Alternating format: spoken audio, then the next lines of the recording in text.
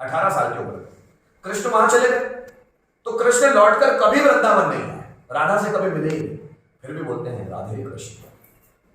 प्यार, प्यार की गहराई है ये, वो प्यार की गहराई है कि कृष्ण को कोई जुदा नहीं कर पाता राधा से, कोई राधा से जुदा नहीं कर पाता। और कृष्ण ने जब द्वारका नगरी बसाई तो कृष्ण का जो रूम था वो रूम में खिड़की भी उसी ओर बसाई जिस ओर राधा का गोकुल, उसी ओर खिड़की थी कृष्ण के रूम। लेकिन राधा से कभी वो मिले नहीं। लेकिन आपके जो टीवी सीरियल्स में बता रहे चीज ही अलग, वहां तो हम उम्र राधा और कृष्ण है, राधा उनसे 12 साल बड़ी थी, राधा पहले से शादीशुदा थी, राधा ने कृष्ण को गोद में खिलाया है, ये कोई बताता है? नहीं, राधा उनसे 12 साल बड़ी थी, कोई हम उम्र थोड़ी थे, और राधा से कभी मिले ही नहीं। वो प्यार है कि प्यार ऐसा करो जिसमें शारीरिक संबंधों की जरूरत ना हो। शिव पार्वती, शिव सती, विष्णु लक्ष्मण,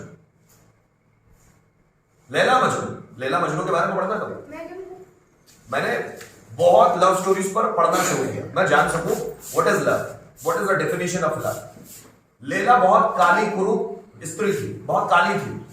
सब लोग बोलते थे मजनू को, वहां का राजा तक बोलता था कि मजनू कोई और स्त्री ढूंढ ले भाई, लैला तो बहुत काली है, उससे क्यों प्यार करता है?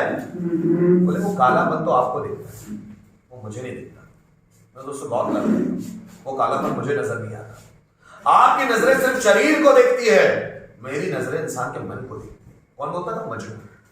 जब आप लव स्टोरीज पढ़ते तो आपको समझ में आता है लव क्या है। वो आज के जैसा वासना वाला प्यार नहीं है जिसमें शरीर चाहिए, शरीर की आवश्यकता ही ना है प्यार, वो लव।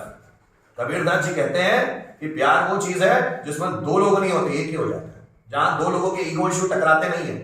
किसी ने बोल दिया जैसे राम वनवास को चले, सीता माता बोलते मैं भी चलूंगा। राम बोलते बेटा वहां पर बहुत मुश्किल होगी, जंगल है, जंगली जानवर होंगे, कीड़े मकोड़ा होंगे, जमीन पर सोना होगा, कुटिया बना के रहना होगा, जब चलेंगे तो कांटे लगेंगे।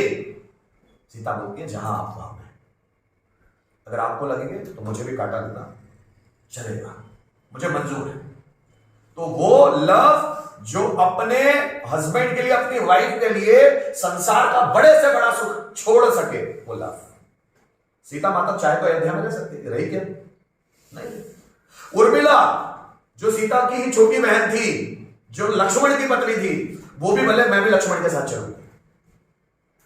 लक्ष्मण बोले ना, तुम्हें यही रहना होगा, सभी माताओं को ध्यान रखना होगा, तुम्हें यही रहना होगा। लक्ष्मण ने बोला, उर्मिला ने बोला जैसी आपकी इच्छा। 14 साल वो अपने पति के बिना रहे अयोध्या में, और उनकी सासों का ध्यान रखा अपने पति के बोलने पर। एक पत्नी है जो अपने पति के साथ जंगल जा रही है, जंगल के सारे दुख भोग रही है, लेकिन वो दुख उनको दुख लग नहीं रहे, because she loves him a lot. एक दूसरी पत्नी है जो अयोध्या में ही है, अपने पति के वचन के कारण अयोध्या में ही रह रही है, और अपने सभी सासों का ध्यान रख रही है। लव। सती माता लव इतना करती है शिव जी से कि शिव जी के खिलाफ एक शब्द नहीं सुन सकती। इसलिए जब दक्ष प्रजापति ने यज्ञ करवाया जिसमें शिव जी को नहीं बुलाया गया, तो वो वहां जरूर गई और सभी देवताओं को बोलती है कि आप लोग इस यज्ञ में कैसे शामिल हो गए जहां मेरे पति नहीं आए, आपने कैसे मान्य कर लिया इस यज्ञ में आना। तो प्रजापति दक्ष उनको सुनाने लगे, वो सती हो गई, चल गई, अपने शरीर का त्याग कर दिया। शिव जी की याद में बहुत बढ़ गई, बहुत बढ़ गई। पार्वती देवी का जब जन्म हुआ ना, पार्वती देवी ने उनको खुश करने के लिए बहुत तपस्या की, तो सप्त ऋषि बोले कि शिव जी अब तो अपना लो पार्वती देवी को, क्योंकि तारकासुर जो राक्षस है ना, वो आप और पार्वती के जो संतान होगी उसी से मरेगा, उसको मारना भी जरूरी है। अब आप पार्वती देवी को अपना लीजिए। और शिव जी डरते थे कि जैसे सती छोड़ के चले गए वैसे पार्वती ना चले गए।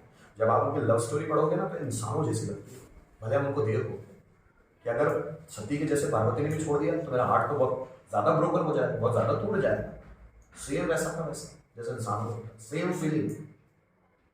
तो लव की वो पराकाष्ठा